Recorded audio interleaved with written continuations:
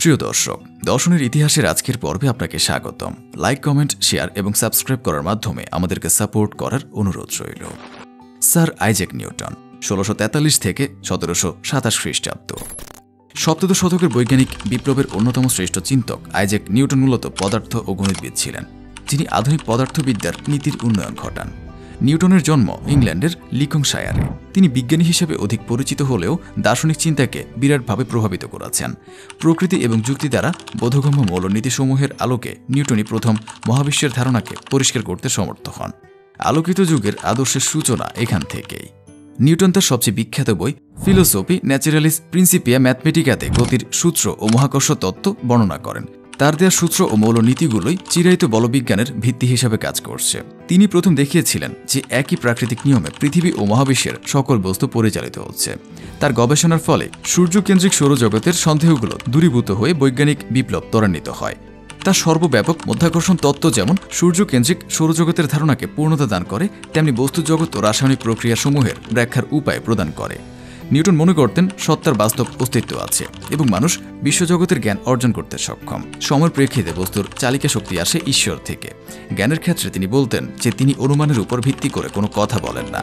Hypothesis নন ফিঙ্গো, যেটা অষ্টাদশ শতকে বিজ্ঞানের বাস্তব পরীক্ষা নিরীক্ষার নীতি হয়ে দাঁড়ায়, এবং তিনি মনে করতেন জ্ঞানের জগৎ অপরিসীম।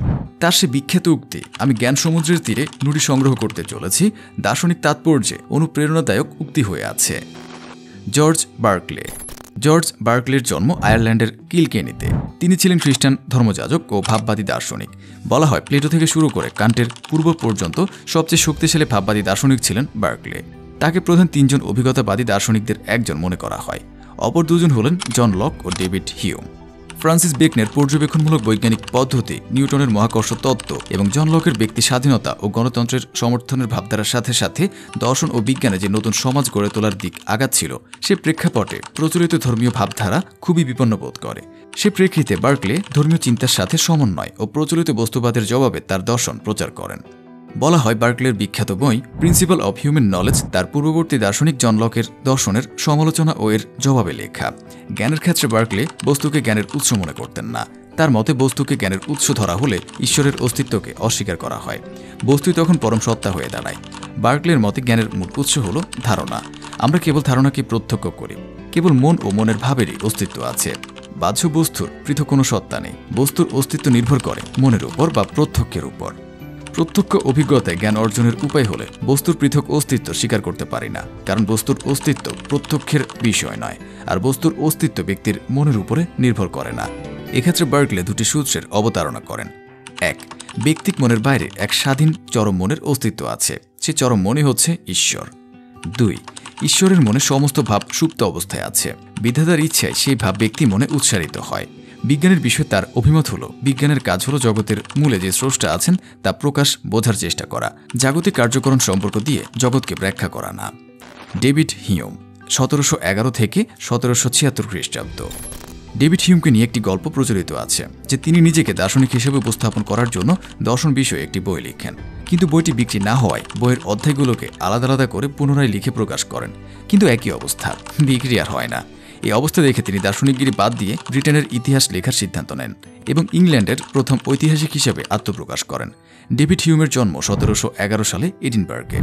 ঐতিহাসিক ও দার্শনিক ডেভিড হিউম অর্থনীতিবিদ, প্রাবন্ধিক ও মনোবিজ্ঞানী হিসেবেও বিখ্যাত ছিলেন, যিনি দার্শনিক সমীচীন ভাবধারতা ও প্রকৃতিবাদে তার অত্যন্ত প্রভাবশালী ব্যবস্থার জন্য সুপরিচিত।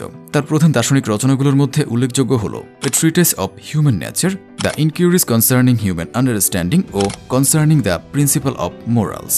সমসাময়িক রক্ষণশীল চিন্তকগণ তাকে নাস্তিক ও সন্দেহবাদী হিসেবে আখ্যা দিলেও নৈতিক দর্শন ও তার বন্ধু অ্যাডাম স্মিথের অর্থনীতি বিষয়ক লেখায় তার উল্লেখযোগ্য প্রভাব লক্ষণীয়। কান্ট দাবি করেছেন হিউমের লেখা তাকে গোড়া ও যুক্তিহীন তন্দ্রা থেকে জাগ্রত করেছে। ডারউইন হিউমের লেখাকে বিবর্তনের মূল প্রভাবক হিসেবে উল্লেখ করেছেন। জ্ঞানের সমস্যা সমাধানে হিউম যে ব্যাখ্যা দেন তা পরবর্তীতে ভাববাদী দর্শনকে ব্যাপকভাবে প্রভাবিত করে। জ্ঞানের মূল হল ভাব। এই আপ্তবাক্য দুইটা ধারাকে সৃষ্টি করে। বার্কলে বলেন যে ভাবের মূল হচ্ছে মন, আর লকের মতে ভাবের মূলে আছে অভিজ্ঞতা। এক্ষেত্রে হিউম এসে বললেন এই বিরোধিতার মাধ্যমে মূল সমস্যার সমাধান সম্ভব নয়। বস্তু আছে কি নেই ভাবের তত্ত্ব দ্বারা এই প্রশ্নের সমাধান সম্ভব না। হিউম মনে করেন বস্তু আছে কি নেই জ্ঞান দ্বারা এ প্রশ্নের উত্তর মানুষ দিতে পারে না। আসলে মানুষ বস্তুর জ্ঞান অর্জনই করতে পারে না।